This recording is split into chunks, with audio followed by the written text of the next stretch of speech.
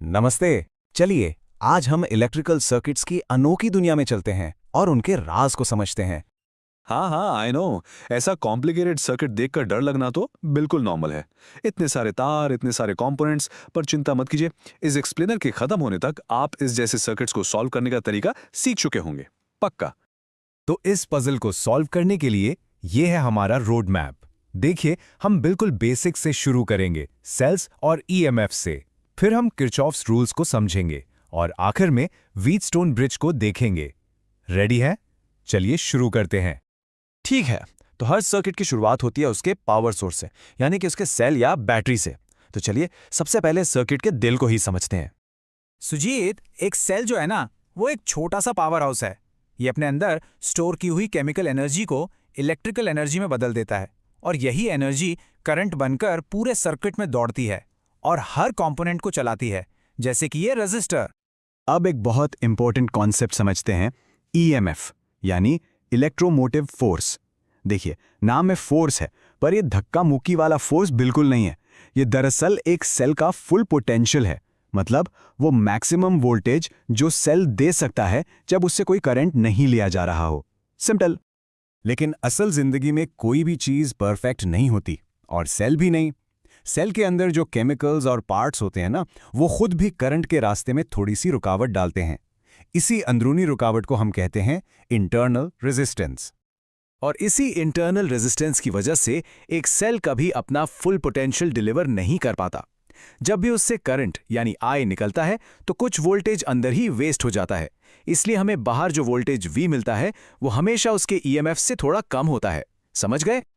ठीक है, तो एक सेल की कहानी तो समझ आ गई, लेकिन अक्सर हमें एक से ज्यादा पावर चाहिए होती है, राइट? तब हम सेल्स को आपस में जोड़ते हैं। चलिए देखते हैं कैसे।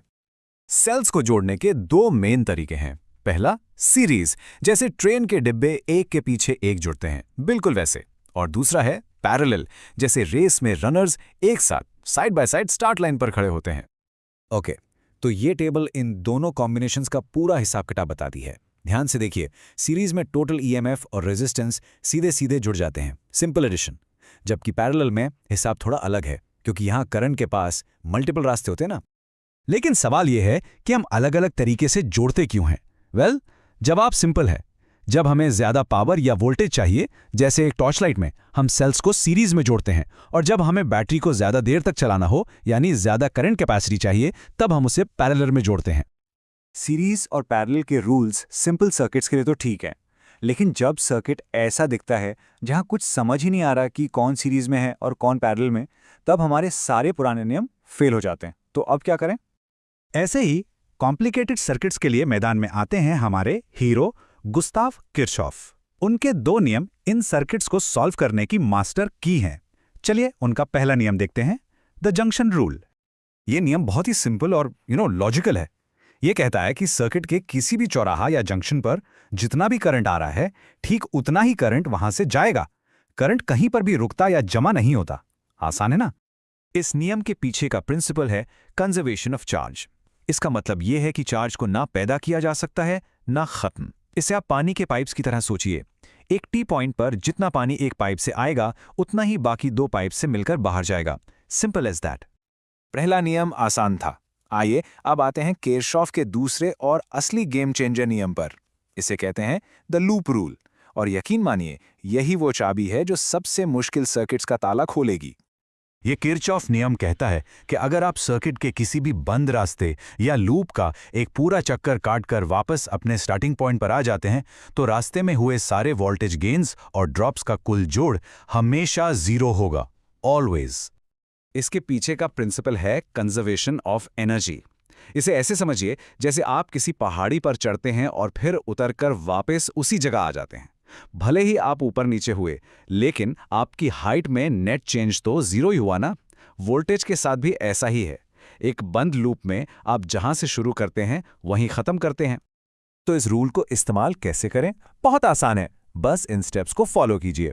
पहले एक बंद लूप चुनिए, फिर डिसाइड कीजिए कि आप क्लॉकवाइज घूमेंगे या एंटी क्लॉकवाइज। अब रूल्स याद रखिए। जब आप करंट के साथ रेजिस्टर क्रॉस करेंगे तो वोल्टेज ड्रॉप होगा, यानी -IR। करंट के खिलाफ जाएंगे तो वोल्टेज बढ़ेगा, यानी +IR। और बैटरी के नेगेटिव से पॉजिटिव टर्मिनल पर जाएंगे तो वोल्टेज बढ़ेगा यानी प्लस EMF। बस इन सब चेंजेस को जोड़कर 0 के बराबर रख दीजिए और बस आपकी इक्वेशन तैयार। चलिए अब किरचॉफ्स रूल्स की इस नई सुपर पावर का इस्तेमाल एक बहुत ही मशहूर और काम के सर्किट पर करते हैं, द व्हीटस्टोन ब्रिज। देखने में ये थोड़ा अजीब लग सकता है ना? लेकिन इस व्हीटस्टोन ब्रिज का डिजाइन कमाल का है। इसका इस्तेमाल एक अननोन रेजिस्टेंस की वैल्यू को बहुत ही हाई प्रिसिजन के साथ नापने के लिए किया जाता है। पर सवाल यह है कि आखिर सिर्फ रेजिस्टर्स का ये अरेंजमेंट इतनी आसानी और सटीकता से एक अननोन वैल्यू कैसे पता लगा लेता है? क्या है इसका राज? इसका पूरा जादू इसकी बैलेंस कंडीशन में है। देखिए, हम रेजिस्टर्स को ऐसे एडजस्ट करते हैं कि बीच वाले रास्ते से यानी गैल्वेनोमीटर से करंट बहना बंद हो जाए। जिस पल ऐसा होता है, ब्रिज बैलेंस हो जाता है और तब रेजिस्टर्स का ये सिंपल सा रेशियो सच हो जाता है। इससे हम R4 यानी हमारा अननोन रेजिस्टेंस आसानी से कैलकुलेट कर लेते हैं। तो देखा आपने कैसे दो सरल नियम इतने कॉम्प्लिकेटेड सर्किट्स को सॉल्व कर देते हैं। और यही नियम आपके फोन, कंप्यूटर, हर इलेक्ट्रॉनिक चीज को चलाते हैं। यह हमें एक बड़े सवाल पर लाता है, नेचर में यानी प्रकृति में और कहां-कहां ऐसे सिंपल से रूल्स हैं जो इतने कॉम्प्लेक्स और खूबसूरत सिस्टम्स बनाते हैं, जैसे हमारा ब्रेन या फिर पूरी की पूरी गैलेक्सीज। इस पर सोचना जरूर।